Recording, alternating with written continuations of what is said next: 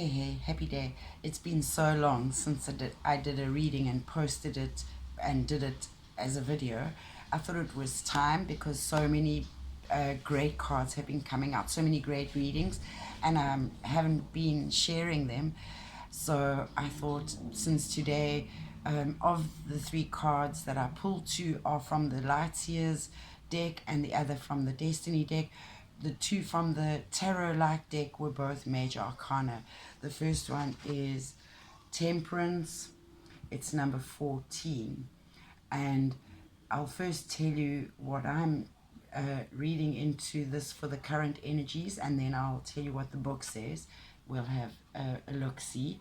But the first thing that I noticed were these beautiful wings. And I have spoken before in videos about, I feel like I have angels, divine angels protecting me. And I also have a tattoo of a feather here, which for me represents a fallen feather from one of my guardian angels. So it's really be aware that you are divinely protected and divinely guided. And if things don't feel like they're moving as fast as you'd like, and you feel like you're spinning wheels, then temperance is the card that calls us to find more balance between our day and our night. Many of us have been going through a dark soul of the night, a dark night of the soul, and we are looking within to rekindle our inner light, our inner fire. And that has a lot to do with yellow solar plexus chakra, which sits where underneath my finger there, over here, is about willpower and finding our willpower to carry out the divine willpower, that is the love and light that the collective need as divine beings, feminine, masculine, whatever we are. So it's really starting to play with the harmony of controlling ourselves, not worrying about controlling our environments. And through that, we will naturally gravitate and expand into those areas, almost like being lifted up by wings. And we will find ourselves, I imagine by March 2023, many of us will be looking around and saying, oh gosh, here I am living my best life. And right now, here we are really sweating it.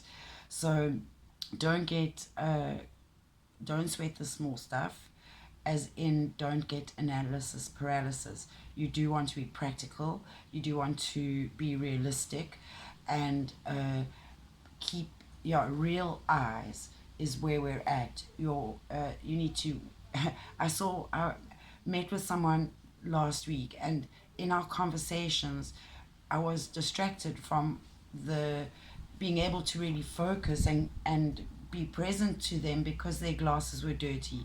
And instead of being able to see clearly into their eyes, I was looking through dusty, grimy glasses. So it was disconcerting for me and distracting. Yes, I know. I'm sensitive like that. Anyway, so yes, temperance speaks to me of that. So let's see what the book says. I love the affirmations, which is really what the takeaway that I want to share. So temperance is, they say, about alchemy, blending energies, harmony, moderation, masculine and feminine balance, duality and amalgamation, so unity, the fluidity of time. So it's like the infinity symbol, right? Yin and yang. The meditation, the perpetual motion of life, energy is constantly moving. It's a universal law, one of the hermetic principles of life. Neutrality, restraint, patience, purpose. And we're having to be patient while we figure out our true north and our true purpose.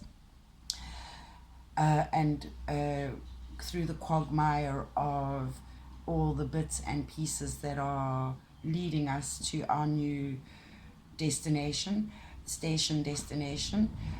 and it's almost like the path is being cleared, but yet somehow or another we cluttering it. So how are you cluttering your path that's freeing up your way to lead you forward? So it talks about oil and water, and so in the same way, yin and yang, instead of the harmony of that. And I'm imagining a magnet. So for example, I have my earphones. When I put them in, if there's a magnetic for charging, there's a magnetic thing. I can't put the right ear in the left ear space. It repels it. But then we hear things like opposites attract. So things can be confusing, and again, we can make things complicated in that way. And less is more. Keep it simple. Stupid.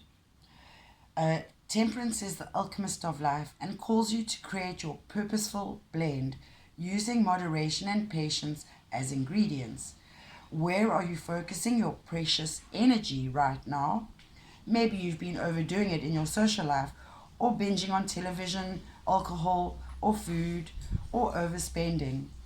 Focusing on a relationship that is depleting more energy than it is replenishing. Being wholly materialistic versus wholly spiritual.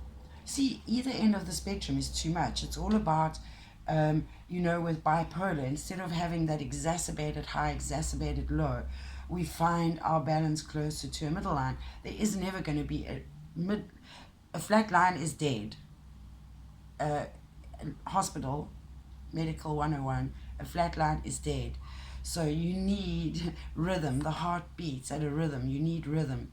And it's better to get a regular beat and a regular rhythm and a strong, and keep it close to the midline as possible.